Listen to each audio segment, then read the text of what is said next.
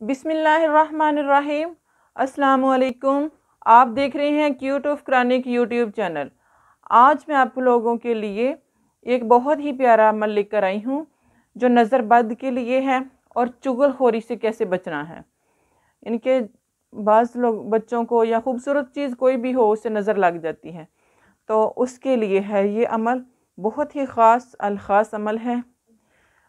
तो सूरह अल कलम की ये आयत हैं जिनके साथ आप ये अमल करेंगे। सूरह कलम की आयत नंबर 1। अल नून से मुराद वो दवात है जो इल्म और जमाल से इबारत हैं, क्योंकि हरूफ जो इल्म की सूरतें हैं बाद जमाल इसमें मौजूद हैं। और नून वल कलम में नून से मुराद इल्म और जमाल है जो मर्तबा हदियत में होता है, और अल कलम तफसील का मर्तबा है। वो किस्म के लिए है, कसम के लिए, यानी कि अल कलमा से बाज़ हजरात ने वो कलम मुराद लिया है जिसने अम्र इलाही से, इनके अल्लाह ताला के हुक्म को लिखना कहते हैं, लोहे महफूज में तहरीर किया है, जिसकी माहियत से अल्लाह ताला ही आगाह हैं। अक्सर उल्मा की राय ये है कि अल कलम से मुराद जिन्स कलम है, यानी कि जिन्स कलम है, और इसी की कसम खाई जा रही है। इल्म फ़नून, नज़रियात, अफ़कार की तलीम और इशाअत में बेशक ज़बान की क़ुव्वत बयानिया का बड़ा हिस्सा है, लेकिन इसकी अफादियत ज़मान मकान की हद बंदियों में महसूर है। कलम एक ऐसा आला है जो ज़बान व मकान की मसाफ़तों को तस्लीम नहीं करता। वो गुज़श्ता सदियों के इल्म फ़नून से हाल मुस्तक़बिल को रोशन करता रहा है, और दूर दराज इलाक़ों में पैदा होने वाले और अज़म हुक्मा व फ़ज़ला के अफ़कार नज़रियात को दुनिया के गोशा गोशा तक पहुँचाता रहा है। इनके कलम से इंसान ने बहुत सारा, अब देखिए कलम से ही ये कुरान मजीद लिखा गया।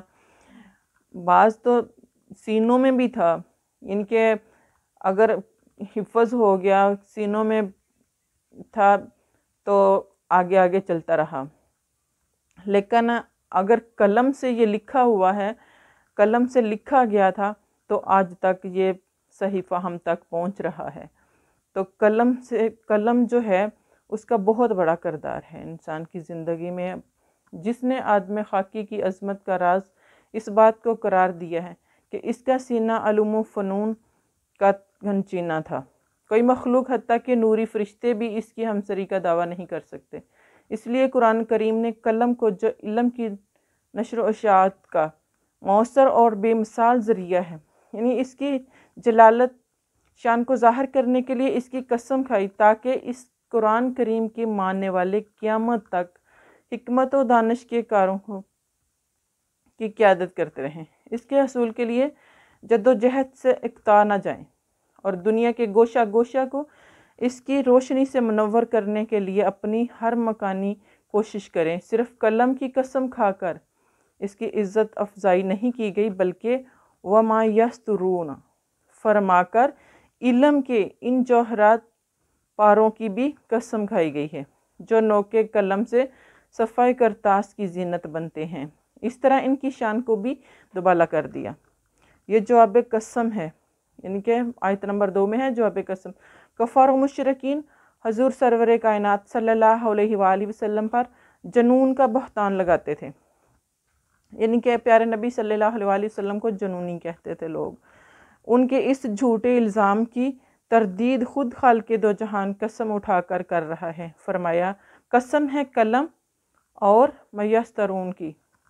इसमें इस काम की तरफ भी इशारा है कि जिस ज़ात पाक के बारे में ये ऐसी गलत बातें करते हैं, वो तो पकीज़ा सिफ़ात हस्ती है, इनके वो तो पकीज़ा पाक साफ पाक दामन है।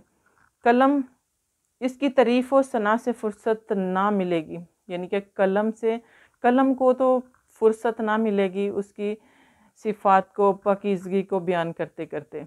वही तहरीर इल्मी दुनिया के लिए बाइस अज़ा इफ्तिखार होंगी जिनमें इस महबूब दिलरुबा का ज़िक्र पाक होगा। इस पर तो इसके रब ने फ़ज़्ल व करम फरमाया, उसके रोए ज़ेबा को देखकर आँखें रोशन होती हैं।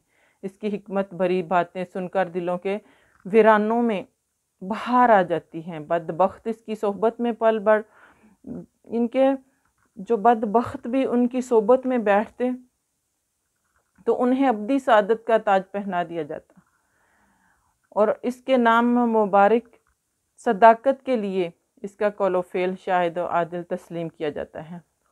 خود سوچو، اس کا خلق عظیم ہو، جس کا علم بے کراں ہو، جس کا گلشن حکمت سدا بہار ہو، جس کی برکات بے شمار ہوں اور خوبیاں ان گنت ہوں، جس کی فصاحت و بلاغت کا دنیا بھر میں کہیں جواب ہی نہ ہو۔ کیا اس کے مجنون کہنا صحیح ہے؟ نہیں۔ جو اس مرکز زیبائی و دلربائی کو مجنون کہتا ہے، اس سے بڑا دیوانہ، اس سے بڑا پاگل کوئی اور ہو ہی نہیں سکتا۔ کہ مجنون کا معنی مستور ہے۔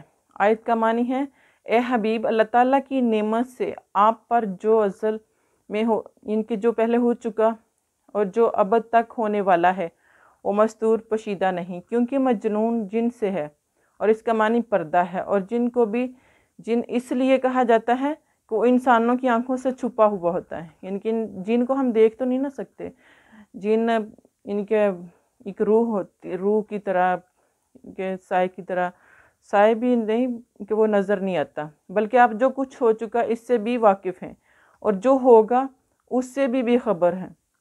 اور حضور صلی اللہ علیہ وسلم اس علم کامل پر، ان کے حضور صلی اللہ علیہ وسلم کو پتہ ہے، علم رکھتے ہیں کہ جو ہو چکا ہے اور جو ہونے والا ہے۔ اس پر حدیث دلالت کرتی ہے کہ حضور صلی اللہ علیہ وسلم نے ارشاد فرمایا کہ اللہ تعالیٰ نے اپنا دست قدرت میرے دو کندھوں کے درمیان رکھا ہے، ان کے میں نے اس کی ٹھنڈک کو اپنے سینے میں پایا، بس میں نے ما کان و ما یکون کو جان لیا۔ یہ اس حدیث شریف کی طرف اشارہ ہے جو امام ترمذی نے روایت کی ہے، اور اس کی سند کے بارے میں لکھا ہے کہ یہ حدیث حسن صحیح ہے۔ میں نے اس حدیث کے متعلق امام بخاری سے دریافت کیا تو انہوں نے فرمایا کہ یہ حدیث صحیح ہے، یعنی کہ اے حبیب صلی اللہ علیہ وسلم، نبوت کے اس بار گراں کو جس خوبی سے آپ نے اٹھایا ہے، میرے دین کی تبلیغ و اشاعت میں جس استقامت اور عظمیت کا مظاہرہ آپ نے کیا ہے، میری مخلوق کے قلوب و زبان کو میرے نور توحید سے جس طرح آپ نے روشن کیا ہے، اس کی کوئی نظیر نہیں۔ یہ آفتاب صداقت ابد تک درخشاں و تاباں ہی رہے گا۔ توحید کے یہ دل نشین نغمے بلند ہوتے ہی رہیں گے، کہ توحید کے یہ نغمے بلند ہوتے ہی رہیں گے، ان کو تا قیامت کوئی نہیں روک سکتا۔ قیامت تک آنے والے انسان اس سے فیض یاب ہوں گے، اس لیے آپ کا اجر بھی ہمیشہ ہمیشہ جاری رہے گا۔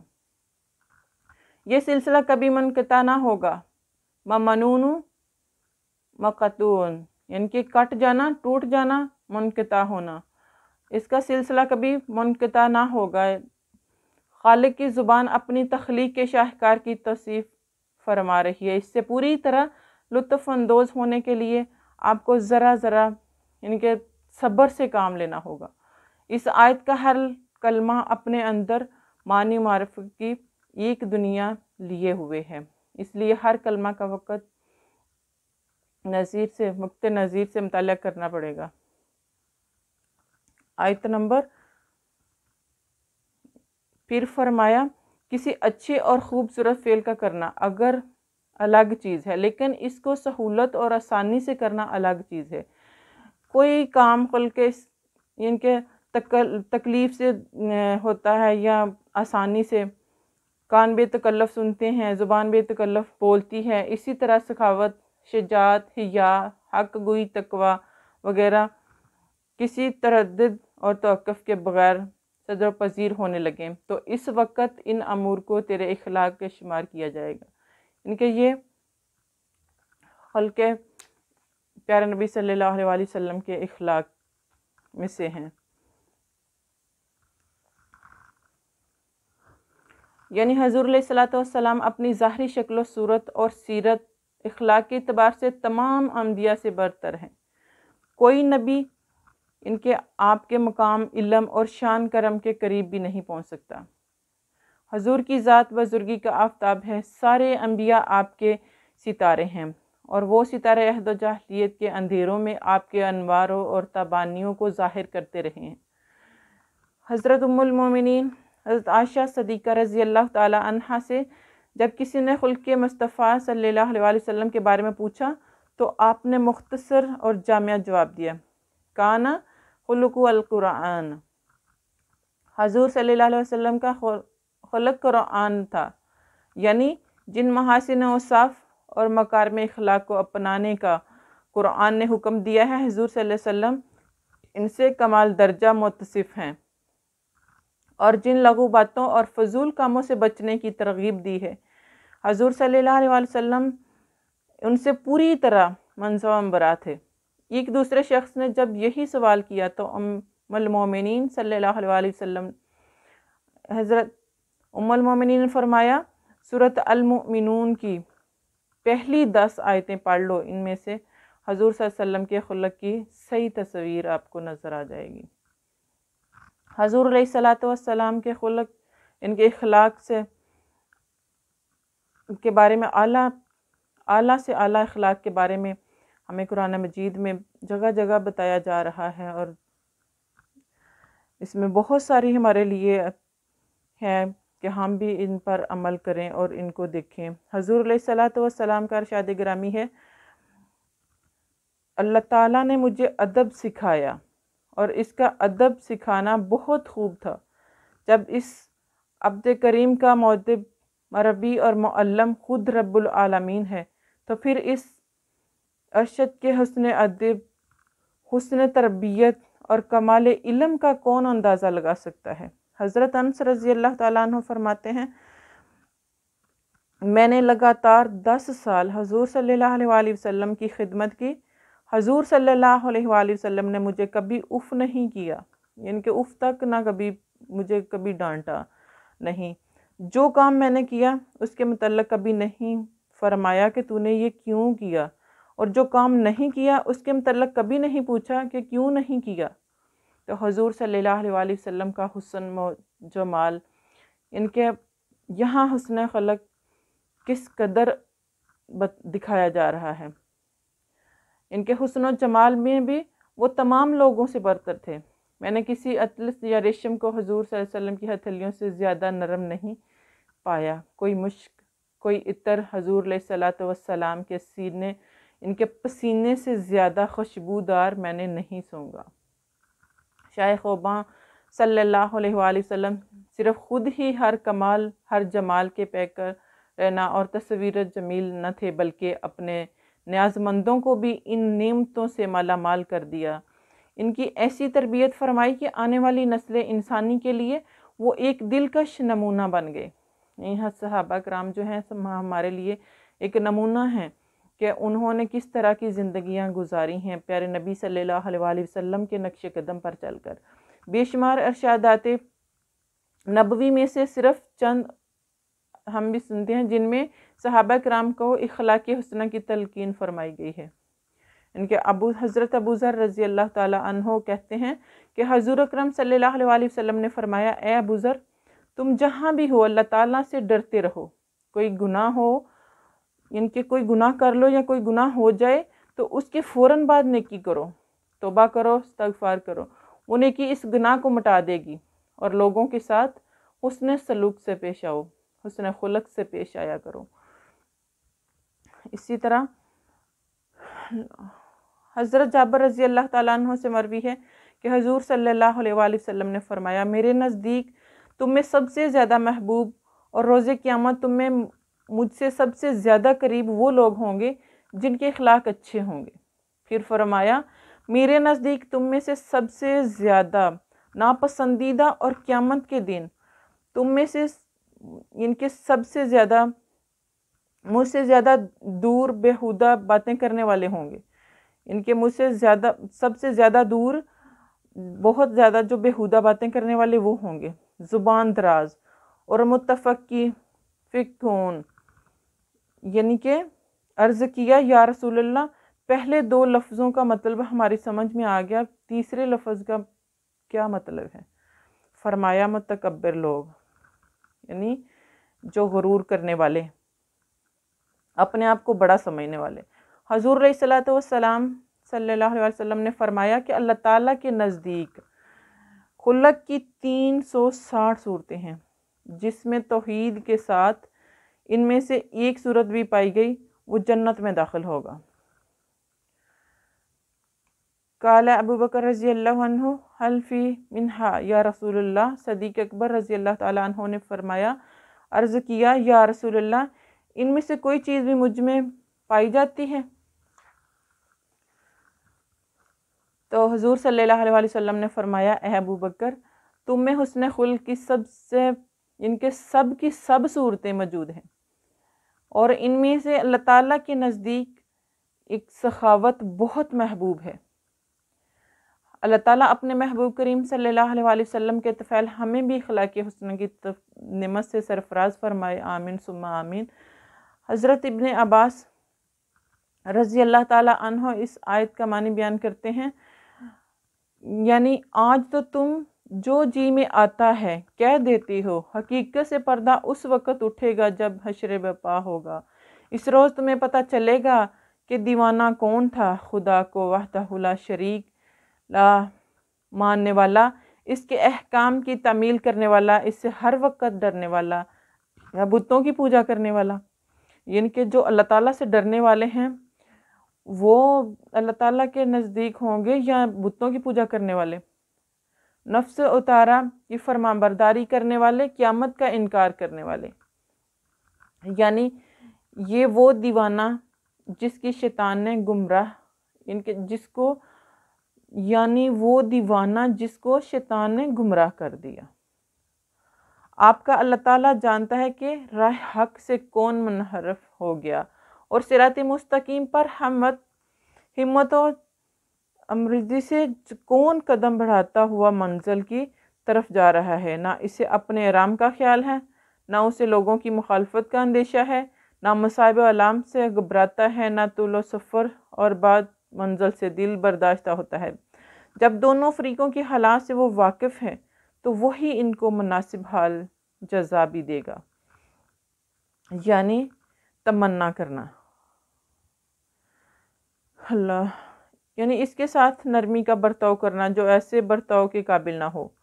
کفار کی تو یہ تمنا ہے کہ آپ دعوت حق اور ان کے شرک میں کچھ نرمی اختیار کریں تو وہ بھی آپ کی مخالفت میں سختی ترک کر دیں گے۔ چند روز آپ معاذ اللہ ہمارے خداؤں کو پوجا کریں۔ یعنی کہ کفار جو تھے نا وہ پیارے نبی صلی اللہ علیہ وسلم سے کہنے لگے کہ چاند دن آپ ہمارے بتوں کی پوجا کریں، اللہ معاذ اللہ، تو پھر ہم آپ کے خدا کو مانیں گے، آپ کے خدا کا کلمہ پڑھیں گے، آپ کے خدا ذوالجلال کی عبادت کر لیا کریں گے۔ اسلام اس دو رنگی کو کب برداشت کر سکتا تھا؟ اس سے صاف منع کر دیا، ایسا ہرگز نہیں ہو سکتا۔ آیت نمبر 8 میں ہے، ان آیات میں 10 ایوب شمار کیے گئے۔ عام لوگوں میں ان ایوب سے 2-4 کا پایا جانا تو ممکن ہے، لیکن سب کا ان تمام ایوب کا بیک وقت پایا جانا محال نہیں تو مشکل ضرور ہے۔ چنانچہ علماء کرام نے لکھا ہے کہ ان آیات میں ایک شخص کا ذکر ہو رہا ہے جس میں یہ تمام نقائص بترچاتم موجود تھے۔ وہ شخص کون تھا؟ اس سلسلے میں 3 کافروں کا نام ہے: ولید بن مغیرہ، اسود بن عبد الغیوث اور اخنس بن شریک۔ اکثر کے نزدیک ولید بن مغیرہ مراد ہے،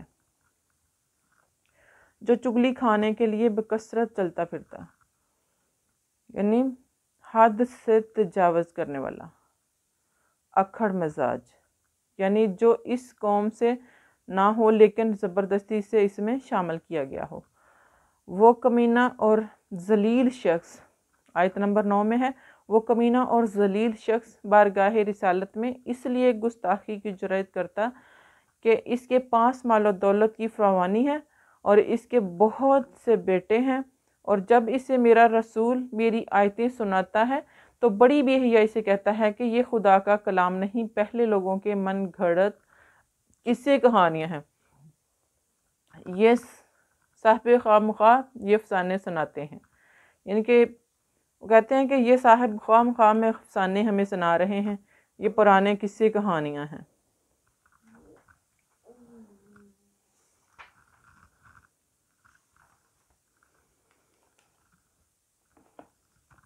اب میں آپ کو یہ وظیفہ بتاتی ہوں کہ آپ نے کس طرح اس وظیفے کو پڑھنا ہے اور کس طرح آپ نے نظر اتارنی ہے۔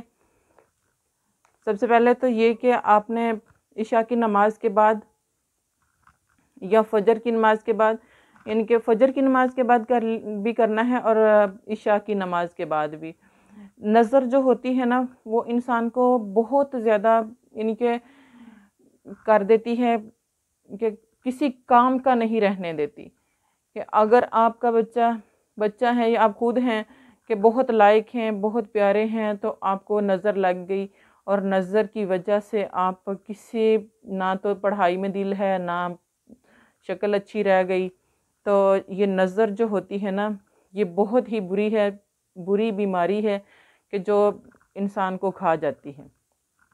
تو سب سے پہلے تو آپ نے نظر اتارنے سے پہلے یعنی کہ یہ وظیفہ پڑھنے سے پہلے صدقہ ضرور دینا ہے۔ جب بھی آپ پڑھتے ہیں تو لازمی پہلے صدقہ دیا کریں، بلکہ ہر روز آپ اگر اپنی روٹین بنا لیتے ہیں کہ میں نے صبح کو 10 روپے نہیں ہے زیادہ کی توفیق، 10 روپے آپ ہر روز نکالیں صدقہ، تو اس سے بھی بہت زیادہ پریشانیاں ٹل جاتی ہیں، مصیبتیں دکھ درد ختم ہوتے ہیں۔ تو سب سے پہلے آپ نے صدقہ دینا ہے، اس کے بعد آپ نے اس سورت کو پڑھنے، یعنی کہ اس سورت کی آیت نمبر جو ہے 52 اور 51، یہ 2 آیات ہیں، ان کو آپ نے پڑھنا ہے۔ ان کے اس عمل کو کرنے سے ایک تو آپ کی نظر بھی اتر جائے گی، دوسرا آپ کو چغل خوری کی عادت ہے نا اگر، تو وہ بھی آپ کی ختم ہو جائے گی، چغل خوری سے آپ بچے رہیں گے۔ تو یہ 2 آیات آپ نے کس طرح سے پڑھنی ہے کہ حضور صلی اللہ علیہ وسلم فرمایا کرتے تھے کہ حضرت ابراہیم علیہ السلام اپنے دونوں ساجزادوں اسماعیل علیہ السلام اور اسحاق علیہ السلام کو یہ پڑھ کر دم کیا کرتے تھے، یعنی کہ حضرت حسن بصری رضی اللہ تعالیٰ عنہ سے منقول ہے کہ جس کو نظر بد سے تکلیف پہنچے یہ آیت پڑھ کر اسے دم کیا جائے۔ کفار حضور علیہ السلام کو مجنون کہتے تھے، ان کے اس الزام کی ابتدا میں بھی تردد یعنی کہ اور آخری آیت میں بھی اس کا بطلان کیا ہے، کہا جا رہا ہے کہ میرا رسول تو سارے جہانوں کے لیے سراپا نصیحت اور باعث عزت ہے، اور اسے مجنون کہنے کی کون جرات کر سکتا ہے؟ اس کو دیکھ کر اللہ کی یاد تازہ ہو جاتی ہے، اس کی باتیں سن کر دل میں اس کی محبت کی شمع فروزاں ہو جاتی ہے۔ تو ہمارے پیارے نبی صلی اللہ علیہ وسلم بھی فرما رہے ہیں کہ ان آیات کو پڑھنے سے نظر بد جو ہے، بہت بری سے بری نظر جو ہے وہ اتر جاتی ہے۔ ان کے نظر بد کا یہ بہت ہی پیارا سا علاج ہے، تو آپ اس کو کریں انشاءاللہ۔ جس کو کوئی نظر ہے، ان کے چغل خوری کی عادت ہے، وہ ختم ہو جائے گی۔ پڑھنا آپ نے کس طرح سے ہے کہ سب سے پہلے صدقہ دینا ہے، اس کے بعد آخری 2 آیات ہیں یہ سورہ قلم کی 51 اور 52 نظر بد کے لیے۔ اس میں ان کے بہت ہی یہ پیارا علاج ہے نظر بد کا۔ آپ نے پاک صاف ان کے پانی کا ایک گلاس لینا ہے اور اس پر یہ آیات 7 بار پڑھنی ہے، اور ہر مرتبہ پڑھ کر دم کریں مریض پر، اور اس پانی میں سے یعنی کہ جو پانی دم کر رہے ہیں آپ، اول و آخر درود شریف کے ساتھ آپ نے اس سورت کو پڑھنا ہے، اور 9 گھونٹ پانی میں سے 9 گھونٹ پانی کے اس کو پلانے ہیں، اور ہر گھونٹ پر بسم اللہ الرحمن الرحیم پڑھنا ہے۔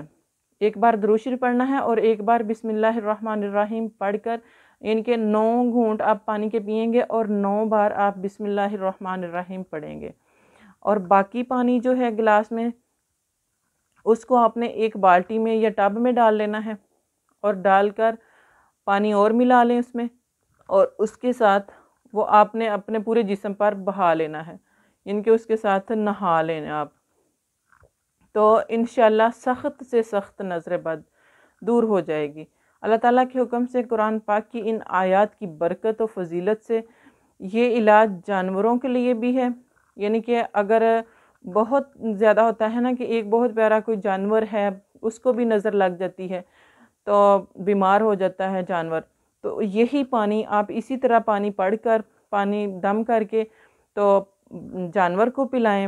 اگر گاڑی ہے آپ کے پاس تو بعض دفعہ ایسا ہوتا ہے کہ گاڑی کو نظر لگ جاتی ہے، سٹارٹ کرتے ہیں گاڑی بالکل صحیح ہے، چلتی نہیں ہے، لے کے جاتے ہیں تو رستے میں خراب ہو گئی، تو اسی طرح آپ نے یہ پانی جو ہے وہ گاڑی پر بھی چھڑک لیں، تو بری سے بری نظر جو ہے وہ ختم ہو جائے گی۔ آپ لوگ اس کو ضرور کرنا، بہت زیادہ لوگوں نے اس کو آزمایا ہے، اس کو کیا ہے اور انہوں نے اس سے بہت زیادہ فائدہ حاصل کیا ہے، اور یقین کے ساتھ پڑھیں انشاءاللہ بہت زیادہ فائدہ ہوگا۔ جن لوگوں کو نظر لگ جاتی ہے وہ ہر روز 7 مرتبہ ان آیات کو پڑھ لیا کریں، اللہ حفاظت فرمائے آپ کی، ان کے صبح کو 7 مرتبہ پڑھ لیں، شام کو پڑھ لیں عشاء کے بعد، ان آیات کو 2-4 منٹ لگتے ہیں، اور اللہ تعالیٰ آپ کی حفاظت فرمائے۔ آپ کو میری ویڈیو پسند آئے لائک کریں، کمنٹ کریں، شیئر کریں، اور چینل کو سبسکرائب کریں اور بیل آئیکن کو پریس کر دیں تاکہ ہر نئی آنے والی ویڈیو بر وقت آپ تک پہنچتی رہے۔ اللہ حافظ۔